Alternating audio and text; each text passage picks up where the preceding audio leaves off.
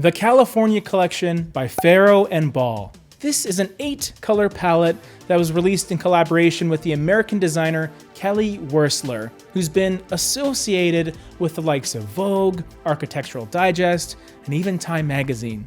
Her list of accolades is extremely extensive and impressive, and it's not really a surprise to me that she has been chosen as the very first designer that FARROW and Ball decided to partner up with.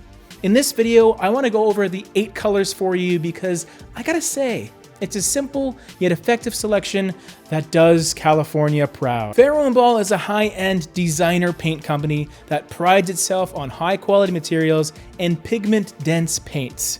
Say that 3 times. While they have quite a selection of beautiful and diverse paint colors, they don't necessarily have the same wide selection that other companies do. This is largely because of FARROW and Ball's business strategy of producing pre-mixed paint colors that the storefronts carry rather than tinting colors on site. Now, because of this, you're not going to see a new color collection every few years because that's way too much shelf space being used. This is why I was super excited to hear about the release of the California Collection. New colors by a pretty prolific paint company. If you follow us on Instagram, if you don't, you should, you've probably seen me talk about 2 of these colors already, but let's go through the full 8-color palette together right now. The first one is Citrona, with an LRV right around the 70 mark. But don't let its high light reflectance value fool you.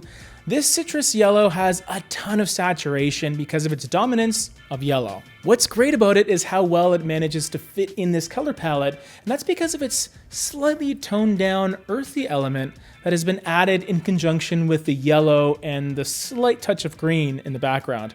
A perfect accent color choice, but please don't be afraid to use this color in a higher abundance.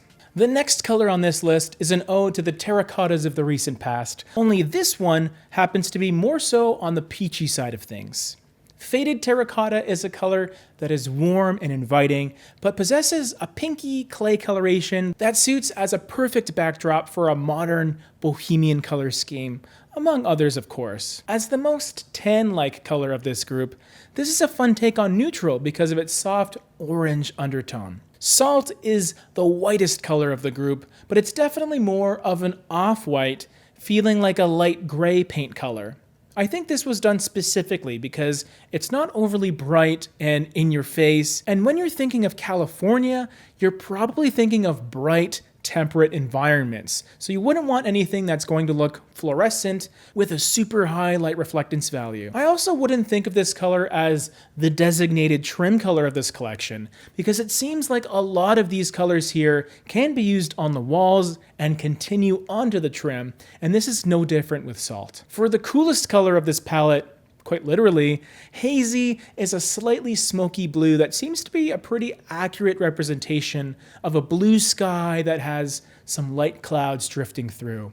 It's not saturated enough that a northern exposure would cause it to feel overly deep in its blue aspect. It still ends up being a tone of blue that really feels quite usable. There is a reason why the palette itself does trend towards the warm side of things ever so slightly, so I could see this color being used as a fresh, cool pop within your color scheme to add that variety in your color temperatures. What do you get when you take blue and add some warmth? You get green, and the green in the California collection is beautiful. I've talked about Palm a few times, and it's because it's such a wonderful balance of sage green with just a pop of pistachio freshness. Similar to Hazy, this is another somewhat desaturated paint color that opens up the opportunity to use it in larger areas without it feeling like it's an obnoxious accent color. To me, it seems like Palm, more so than the other colors, has been shown in promotional materials to be used absolutely everywhere in a room, not only on the walls, but on the surrounding door frames, window frames, baseboards, even ceilings. I would love to immerse myself in a color like this. It's just so great. The last 3 colors are more so on the neutral side of things in their composition.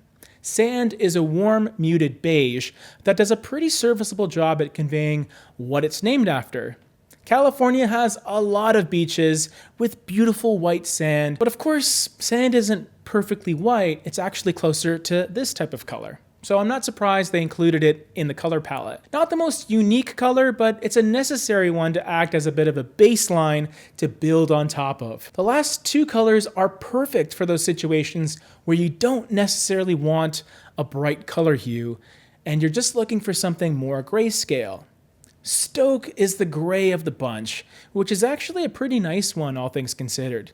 It seems extremely neutral and right down the middle, although its earthy quality really suits the muted nature of the brighter colors on this list.